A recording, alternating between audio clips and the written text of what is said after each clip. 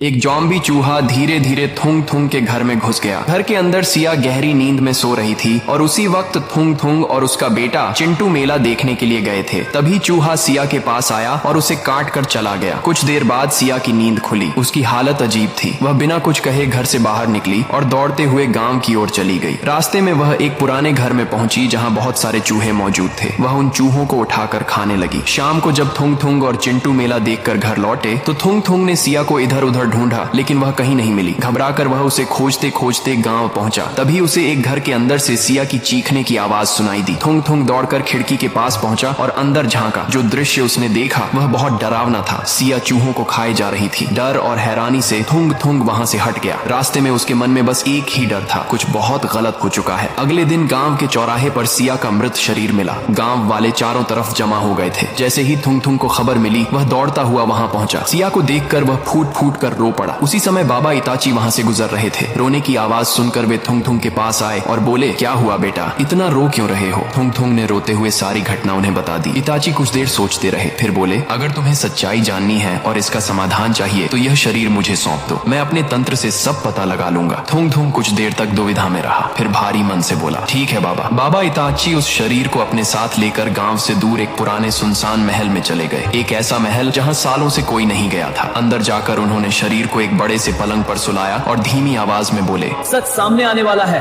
अगर तुम भी चाहते हो कि सब ठीक हो तो तुरंत सब्सक्राइब करो।